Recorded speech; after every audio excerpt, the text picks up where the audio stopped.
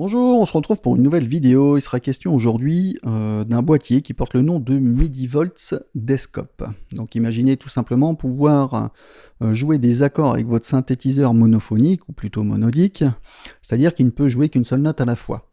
Donc si ça vous intéresse, vous êtes sur la bonne vidéo et je vais vous montrer comment tout ça fonctionne après le générique.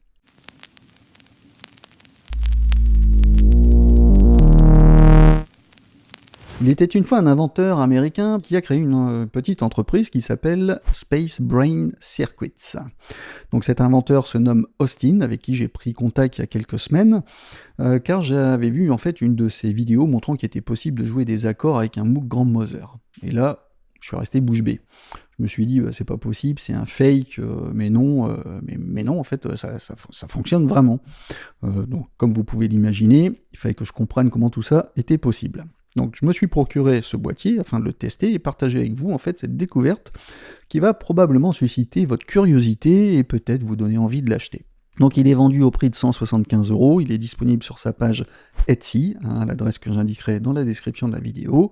Je précise, je ne suis pas commissionné sur les ventes, c'est juste du partage d'informations. Donc voyons voir à quoi il ressemble. Alors au niveau des caractéristiques, le boîtier il est tout petit, il fait 10 cm sur 8, il est alimenté par un adaptateur 9 volts qui doit obligatoirement en fait avoir une polarité positive, donc à l'intérieur et négative à l'extérieur. Pour se repérer, il suffit de regarder le petit schéma sur l'adaptateur en cas de doute où le sigle plus doit être dans le demi-cercle. Je m'en suis procuré un à 8 € sur Amazon, je mettrai bien également si jamais ça vous intéresse. Alors pour information, si vous comptez comme moi utiliser donc un adaptateur 9 volts pour les pédales d'effet, ça ne fonctionnera pas avec le boîtier. Mais rassurez-vous, le boîtier il est protégé si jamais vous branchez un adaptateur à polarité négative. Ensuite, on a l'interrupteur on-off pour allumer ou éteindre l'appareil. On a une prise MIDI in 5 broches pour relier l'appareil à votre ordinateur, un synthétiseur ou un clavier MIDI classique. Toutefois, ce port ne permet pas d'auto-alimenter l'appareil, il faudra obligatoirement un adaptateur 9 volts. On a un switch AB qui permet d'accéder aux différents modes, le mode mono, duo, unisson, poly 3, poly 4 et CC, donc pour control change. Ensuite, on a 4 ensemble de connecteurs CV, de contrôle voltage, c'est-à-dire des ports qui vont fournir des informations de tension pour déclencher des paramètres dans votre synthétiseur. Donc ces ensembles sont nommés V0, V1, V2, V3, contenant pour chacun d'entre eux un CV gate pour déclencher ou non les notes, et un autre contrôle CV. Les valeurs CV sont différentes en fonction du mode que vous choisirez. On se référera à la légende qui est indiquée en bas à gauche du boîtier. Donc on trouvera un P pour le pitch, c'est-à-dire la hauteur de note, un A pour l'aftertouch, c'est-à-dire la force de maintien des notes, de la note qui est appuyée, et le V pour la vélocité, c'est-à-dire la force d'appui, d'impact en fait sur la note. En bonus, on a une sortie d'horloge appelée clock, qui a pour but de convertir donc un signal d'horloge MIDI en une impulsion analogique 5 volts pour piloter par exemple des séquences ou plein d'autres choses. Comment ça fonctionne ? Alors pour répondre à la question que vous posez probablement, non. Votre synthétiseur monophonique ne deviendra pas polyphonique. Mais c'est pas pour autant qu'on ne pourra pas jouer plusieurs notes en même temps. Alors comment est-ce possible ? On va prendre quelques règles de base pour mieux comprendre comment ça se passe. De façon simplifiée, un synthétiseur peut être monodique, polyphonique ou paraphonique. Je mets de côté la possibilité qu'il puisse être multitimbral. Je ne veux pas vous embrouiller la tête, mais oui, on devrait dire monodique et non monophonique, car la monophonie concerne le signal audio donc à un seul canal, opposé à la stéréophonie qui en comporte 2. Je referme la parenthèse sur cette précision. Si jamais vous êtes un peu perdu avec toutes ces notions, je vous invite à consulter mon tuto sur apprendre à utiliser un synthétiseur avec le Microfreak d'Arturia. Vous apprendrez plein de choses, même si vous ne possédez pas cet excellent synthé qui est pas cher. Donc, ce qui va définir ces différences, c'est combien de notes pourront être jouées en même temps, c'est-à-dire pour faire des accords. Pour ça, il faut comprendre ce qu'est une voix. Une voix correspond à une chaîne sonore dans un synthétiseur qui comprend un ou plusieurs oscillateurs, avec bien souvent un filtre qui peut être contrôlé par une enveloppe, et un amplificateur qui peut également être contrôlé par une enveloppe. Donc quand on va jouer une note avec notre clavier, on va déclencher cette chaîne sonore, avec en plus une information de hauteur de note, suivant la position de la note que vous allez jouer sur le clavier. Je précise bien, on peut avoir un ou plusieurs oscillateurs qui passent dans la même chaîne, c'est-à-dire dans une voix. Je reviens à mes moutons. Le synthétiseur monodique, ou monophonique si vous êtes psychorigide, ne peut jouer qu'une seule voix, donc une seule note à la fois, impossible de faire un accord. Le synthétiseur polyphonique permet de jouer plusieurs voix, c'est-à-dire plusieurs notes en même temps, c'est-à-dire qu'on a plusieurs chaînes sonores comprenant des oscillateurs, filtres et amplis. Le synthétiseur paraphonique est un genre d'hybride entre un synthé monodique et polyphonique. Si vous vous souvenez ce que j'ai dit précédemment, je peux avoir plusieurs oscillateurs avec un synthé monodique qui vont jouer une seule hauteur de note, donc une voix.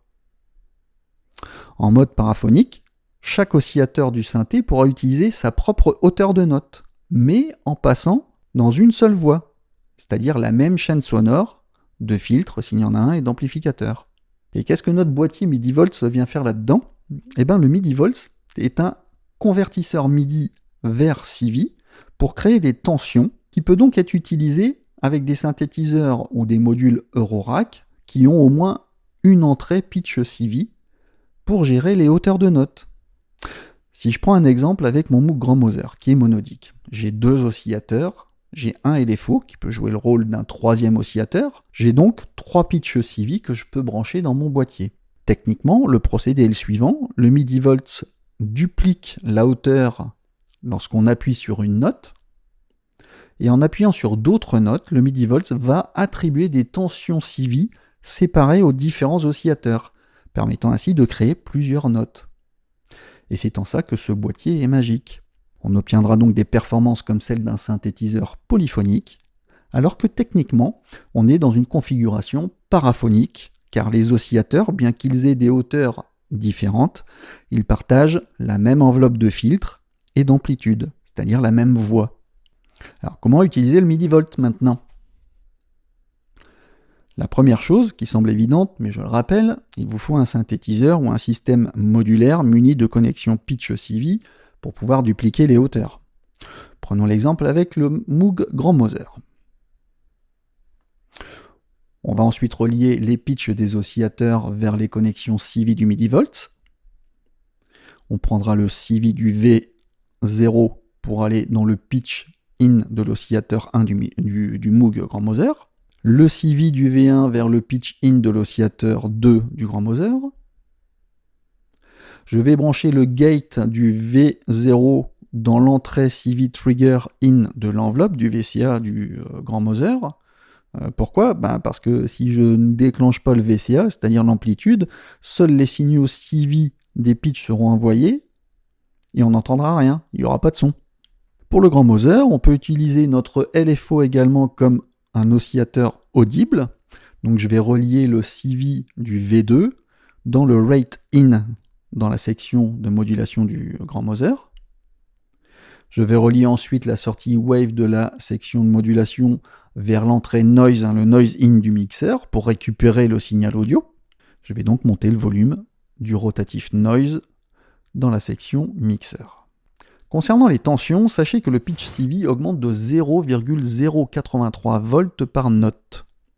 Ce qui explique que pour une tension de 5 volts, j'ai le droit à 60 notes, entre les notes MIDI 36 pour le minimum et 96 pour le maximum. N'oubliez pas que chaque note MIDI porte un numéro. Donc si jamais vous jouez sur une amplitude de notes MIDI inférieure ou supérieure à ces valeurs, eh bien vous n'aurez pas de son. Donc pensez à ajuster la transposition de vos octaves sur le clavier pour entendre les notes. Arrivé à cette étape, deux méthodes s'offrent à vous. Soit vous souhaitez jouer avec les notes de votre synthétiseur, soit vous souhaitez jouer avec les notes d'un clavier maître MIDI. Dans le cas où vous utilisez un clavier maître classique, il devrait être muni d'une sortie MIDI qu'on va brancher dans la prise MIDI in du MIDI-Volts. Si vous avez un clavier MIDI avec peu de touches et que les LED du MIDI-Volt ne s'allument pas quand vous jouez des notes, c'est que l'octave dans laquelle vous jouez ne correspond pas à celle du MIDI-Volt. Donc pour faire simple, utilisez les octaves plus ou moins, comme je l'ai dit tout à l'heure, du clavier MIDI pour transposer vos notes jusqu'à ce que les LED s'allument quand vous jouez vos notes. Si ça ne fonctionne toujours pas, vérifiez que le canal MIDI par défaut de votre clavier est bien sur le numéro 1. Donc si jamais ça ne vous arrange pas, vous pourrez le changer en utilisant le SysEx, le système exclusif. J'en parlerai brièvement à la fin du tuto. On teste en appuyant sur les notes. Nos LED du MIDI-Volt s'allument bien, donc ça fonctionne. Maintenant, on va accorder les fréquences de nos oscillateurs de façon à ce que quand le MIDI-Volt va attribuer les différentes tensions aux oscillateurs, qu'on ait les bonnes hauteurs de notes. Alors pensez à attendre un peu que votre synthétiseur analogique chauffe quand vous venez de l'allumer afin que vous ne soyez pas trompé par vos réglages. Alors pour bien régler chaque oscillateur, on conseille de commencer par le mode unisson en position A sur le MIDI-Volt et d'aller sélectionner progressivement les deux autres modes, poly 3 ou poly 4, en position B pour jouer 3 ou 4 notes en même temps. Donc en mode unisson, je vais pouvoir régler mes oscillateurs avec la même note de clavier. Je mets les hauteurs de mes oscillateurs donc sur 8 ou 16. Je monte les niveaux de mes oscillateurs dans le mixeur.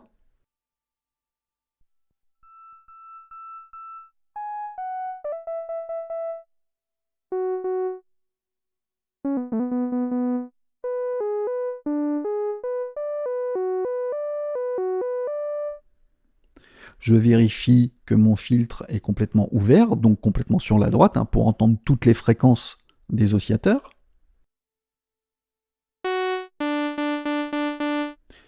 Et pour l'exemple, je vais sélectionner des formes d'ondes en dents de scie.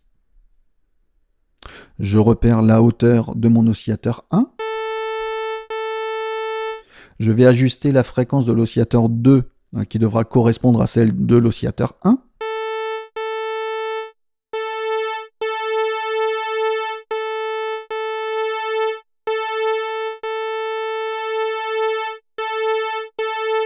Pour l'oscillateur 3, je vais tourner le rotatif rate dans la section de modulation jusqu'à obtenir la même hauteur de fréquence que l'oscillateur 1 et 2.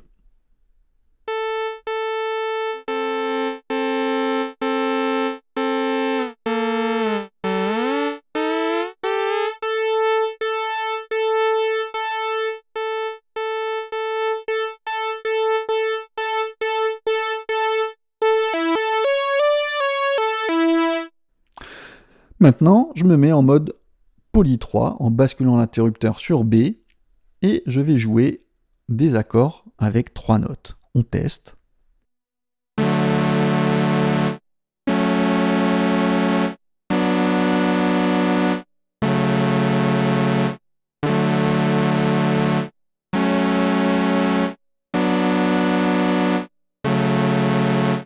Ça fonctionne quand même vachement bien.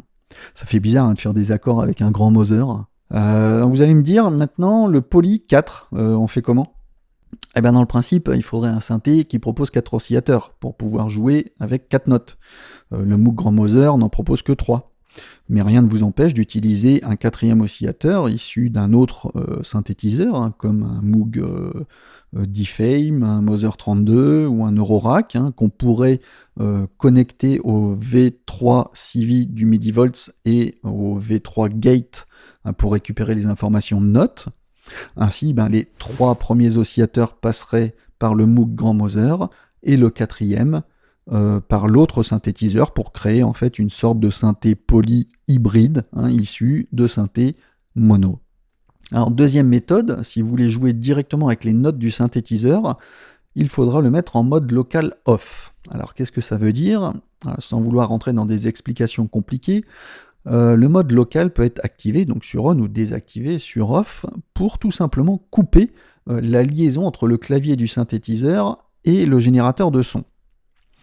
Sur on, le synthétiseur fonctionne normalement, on joue une note sur le clavier et on a directement la réponse de la fréquence des oscillateurs. Donc si je laisse sur local on et que j'utilise en fait mon boîtier MIDI-Volt, les notes que je vais jouer seront envoyées aux oscillateurs directement, mais aussi dans le MIDI Volts qui va également envoyer des informations de pitch CV aux oscillateurs, qui recevront donc les notes en double, ce qui va créer en fait un effet étrange de son qui est doublé. Donc, consultez le manuel utilisateur de votre synthétiseur pour passer en mode local off. Sur le Moog Grand Mother, on passera en mode local off en appuyant sur une combinaison de touches qui est la suivante. Vous appuyez sur la touche Hold à côté du rotative glide et appuyez en même temps sur le bouton 5 qui est rouge dans la section oscillateur qui va finir par clignoter. Ensuite, on va appuyer sur la note Ré dièse à droite du clavier, puis appuyer 2 fois sur la note Fa, c'est-à-dire la première note du clavier. Vous pouvez maintenant éteindre et rallumer le MIDI Volts ainsi que le Moog Grand Mother afin de réinitialiser les machines. Je n'oublie pas de brancher la sortie MIDI Out du Grand Mother dans la prise MIDI In du MIDI Volts. On teste.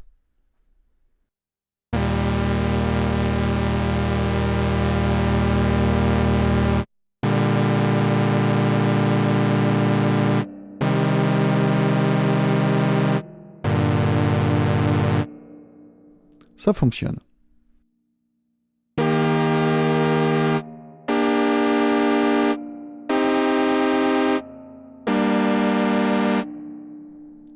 Ça me fait vraiment bizarre de jouer des accords avec mon Moog. J'ai l'impression d'avoir acheté un Moog polyphonique. Alors attention, si vous souhaitez remettre votre Moog Grand Mother en mode normal, c'est-à-dire sur local on, refaites la même manipulation, sauf qu'à la fin, il faudra appuyer 2 fois sur la note Sol au lieu de la note Fa, c'est-à-dire la deuxième note de votre clavier. Maintenant, on va voir le système exclusif, qu'on appelle le Sysex. Observez sur le tableau en bas à gauche du boîtier qu'on peut affecter des messages CC, c'est-à-dire des messages de control change sur les connecteurs CV, donc du V1, 2 et 3 du MIDI Volts. Alors, Austin a créé en fait un guide qui permet de personnaliser les réglages de votre appareil si nécessaire par l'envoi de systèmes exclusifs. Le Sysex est un protocole qui permet aux appareils MIDI de communiquer par l'envoi de messages. L'utilisation la plus courante concerne la sauvegarde des patchs d'un synthétiseur, mais il peut être également utilisé pour mettre à jour des micro-logiciels comme avec le MIDI Volts. Sur Mac, on peut utiliser une application qui s'appelle Sysex Librarian, qui fera le lien entre le programme et votre boîtier. Sur PC, je crois qu'il y a le MIDI Sysex Transfer Utility qui devrait faire l'affaire, à vérifier. Tous les messages Sysex du boîtier sont disponibles sur la page GitHub de l'auteur. Je mettrai le lien dans la description de la vidéo si ça vous intéresse. À titre d'exemple, on pourrait changer le canal MIDI du boîtier qui est par défaut sur 1. On pourrait changer le nombre de demi-tons de la molette du pitch bend, qui peut être différente pour le haut et pour le bas. Les valeurs de control change, le CC, sont par défaut sur 1 pour le CC 1, 71 pour le CC 2 et 74 pour le CC 3. Si par exemple vous souhaitez affecter je sais pas, le numéro 23 au CC 2, eh ben on enverra le fichier 23_cc2.sysex. Je mettrai le lien de la page GitHub pour vous y retrouver avec tous ces fichiers. On pourrait également calibrer le MIDI Volt, car avec le temps, les tensions peuvent changer et du coup désaccorder les notes. Si c'est le cas, tout est bien expliqué dans le manuel dédié à cette procédure, mais sachez que cette calibration est déjà effectuée avant l'envoi de votre boîtier. Donc si vous avez quelconque souci, Austin vous aidera, il suffit de lui envoyer un petit mail, je mettrai également le lien de son mail dans la description. En conclusion, chapeau bas, monsieur Austin, vous avez fait du bon boulot. J'ai l'impression d'avoir acheté un nouveau Moog polyphonique, même si techniquement c'est de la paraphonie, mais c'est quand même incroyable d'avoir créé un tel boîtier. Dépenser 175 € pour avoir la possibilité de jouer des accords avec votre synthé mono, perso, moi je valide. Je sais pas ce que vous en pensez, maintenant que vous savez comment tout ça fonctionne. N'hésitez pas justement à partager vos avis dans les commentaires, ce que vous en pensez, et aussi comment vous pourriez le détourner de ses fonctions principales. Moi je vous ai donné une autre alternative pour l'utiliser avec un 4e oscillateur issu d'un autre synthé. Je pense qu'il y a moyen d'aller plus loin dans l'expérimentation, donc n'hésitez pas à partager votre expérience, et si vous en avez un, de me dire ce que vous en pensez. Sur ce, j'espère que cette vidéo vous aura plu. N'hésitez pas à vous abonner afin d'être avisé des nouvelles vidéos que je mets en ligne. Un petit j'aime, c'est toujours bienvenu, seulement si vous avez aimé, bien évidemment. Prenez bien soin de vous, de vos proches et de vos anciens. Je vous dis à bientôt pour une nouvelle vidéo. Ciao, ciao!